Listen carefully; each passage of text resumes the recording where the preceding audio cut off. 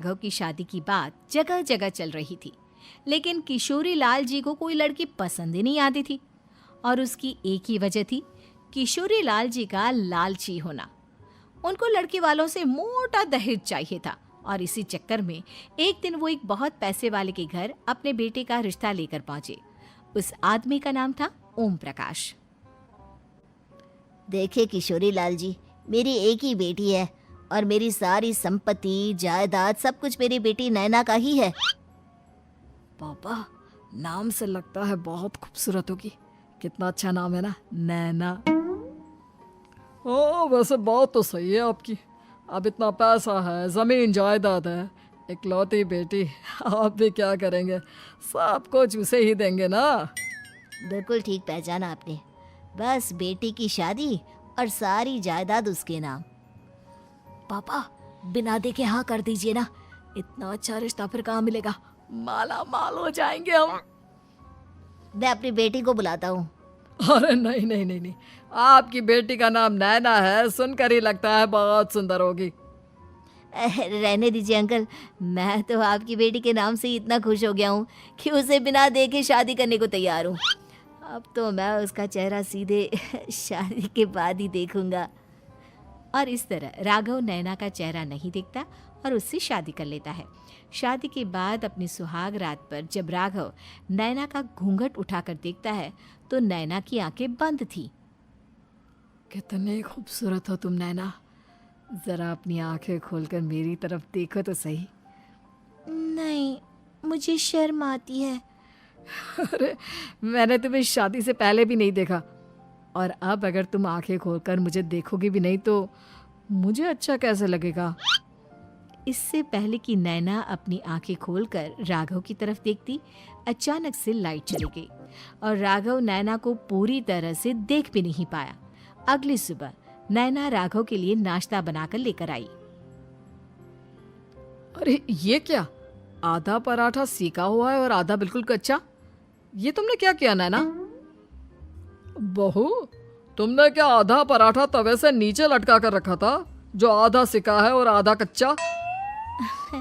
मुझे जितना दिखेगा उतना ही तो सीखूंगी ना पापा जी। जहाँ जहाँ मुझे नजर आ रहा था वहाँ मैंने सीख लिया, जहाँ जहाँ नहीं दिखा वहाँ कच्चा रह गया होगा। इसका क्या मतलब है? ये कैसा मजाक कर रही है तुम? अरे बहू, तुमने इतना लंबा घूंघट क्यों लगाया हुआ है? देखो, हमारे घर में बहुओं को बेटी की तरह रखा जाता है, और फिर तुम तो इतना सारा माल लेकर आई हो। देखो, ये घूंघट डालकर रखने की कोई ज़रूरत नहीं है। हाँ नैना, पापा जी ठीक कह रहे हैं, तुम तो आराम से रहो, अपना ही घर समझो। नैना अचानक से अपना घूंघट उठा लेती है। अरे ये क्या पापा, नैना की तो एक आंख फूटी हुई है। नाम से नैना, लेकिन ये तो कानी बहू निकली।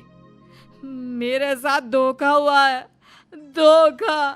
बिना दिखाए अपनी कहानी लड़की मेरे संग ब्याह दी। मुझे कहानी भी नहीं चाहिए। मुझे अभी ओम प्रकाश जी से बात करनी पड़ेगी। आखिर उन्होंने मेरे साथ ऐसा किया क्यों? अरे, आप लोगों ने ही तो पापा से कहा था कि आप लोग शादी से पहले मुझे देखना नहीं चाहते। अब मेरे पापा पर क्यों इल्जाम लगा रहे हैं? अरे लेकिन उन्हें बताना तो चाहिए था ना कि तुम कहानी हो, एक आंख से तुम्हें दिखाई नहीं देता। किशोरी लाल और राघव नाराज होकर ओम प्रकाश को अपने घर बुलाते हैं। पापा जी, ये आपने क्या किया? शादी से पहले बताया क्यों नहीं कि नैना की आंखों में परेशानी है? अरे, आप ही ने तो लड़की देखने से मना कर दिया था। और लेकिन आप बता तो सकते थे। आपको तो हमारी बेटी की प्रॉपर्टी चाहिए थी, वो भी पूरी की पूरी। अब क्या हुआ अगर उसे आधा दिखाई देता है? प्रॉपर्टी तो आपको पूरी मिल गई ना। अरे ये क्या बात हुई? मेरी शादी प्रॉपर्टी से नहीं, आपकी बेटी से हुई है। अब ये तो पहले सोचना चाहिए था, तब तो मेरी प्रॉपर्टी देखकर तुम्हारी जुबान लप लपा रही थी। लेकिन मैं कानी लड़की को अपनी बीवी बनाकर नहीं रख सकता। पापा, कुछ करिए ना आप। हाँ, करता हूँ। देखिए ओम प्रकाश जी, आप हमारे साथ ऐसा नहीं कर सकते।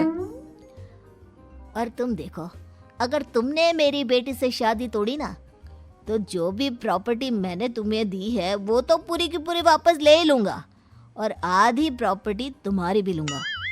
अरे मेरी आधी प्रॉपर्टी भला क्यों लेंगे आप? इसलिए क्योंकि मेरी बेटी को आधा नजर आता है और उसकी नज़र अभी तक तुम्हारी आधी जायदाद पर ही पड़ी है। अब तुम उसे घर से निकालोगे तो कुछ तो लेकर जाएगी ना। और अगर हम आपकी बेटी को अपने घर की बहू बनाकर रखे तो? तो तुम्हारी पूरी प्रॉपर्टी तुम्हारी ही रहेगी और जो मैंने तुम्हें दिया है ना उसमें से बस मैं आधा लेकर जाऊंगा। अरे लेकिन अब आप अपनी दी हुई प्रॉपर्टी में से आधी वापस क्यों लेकर जाएंगे?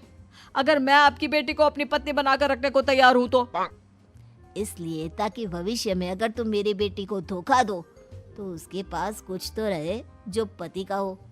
वैसे मेरे पास तो बहुत कुछ है लेकिन अपने पति की कोई निशानी तो उसके पास होनी चाहिए ना। अब अगर तुमने मेरी बेटी को कहानी कहा तो तुम्हें प्रॉपर्टी भी कहानी ही मिलेगी, पूरी नहीं। जमाए राजा। किशोरी लाल और राघव समझ चुके थे कि वो बुरी तरह फंस चुके हैं और अब उनके पास वहां से निकलने का कोई चारा नहीं है। अब समझ में आया ना, लालच बुरी बला होती है। एक तो तुम्हें प्रॉपर्टी मिली, ऊपर से बीवी मिली, उसमें तुम्हें नखरे भी दिखाने हैं। आए बड़े, चुपचाप बैठो दोनों। कुछ दिनों के बाद नैना राघव की कार लेकर बाजार घूमने निकलती है और जब कार लेकर वापस आती है, ये क्या? एक तरफ से मेरी गाड़ी पूरी खराब हो चुकी है। लगता है तुमने मेरी गाड़ी को किसी दूसरी गाड़ी के साथ एक्सीडेंट किया है। अरे अरे कितना बड़ा नुकसान कर दिया तुमने बहू। वो क्या है ना पापा जी, मुझे एक आंख से दिखाई नहीं दे रहा था, सामने से गाड़ी आ रही थी। मुझे तो सिर्फ आधा ही दिखाई दिया और वो गाड़ी मेरी कार से रगड़ते हुए निकल गई। अब मैं क्या करूं बताओ? आप इसे ठीक कराने के पैसे कौन देगा? तुम्हारे पापा?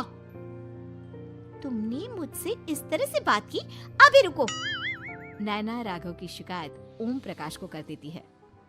देखो राघव, अब जो मेरी आधी प्रॉपर्टी तुम्हारे पास थी ना उसमें से आधी और मैं लेकर जाऊंगा क्योंकि तुमने मेरी बेटी को डांटा। अरे नहीं नहीं पापा जी, गलती हो गई, माफ कर दो। गलती की तो कोई गुंजाइश ही नहीं। अगली बार मेरी बेटी को डांटा तो बची हुई आधी में से आधी और ले जाऊंगा। लालच के चक्कर में हम दोनों ने बहुत बड़ी गलती कर दी बेटा।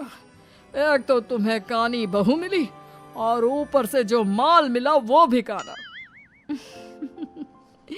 इस तरह राघव की हर एक गलती पर ओम प्रकाश उसकी प्रॉपर्टी का आधा आधा हिस्सा लेकर अपना सारा माल वापस ले गया और राघव को कानी बीवी से काम चलाना पड़ा।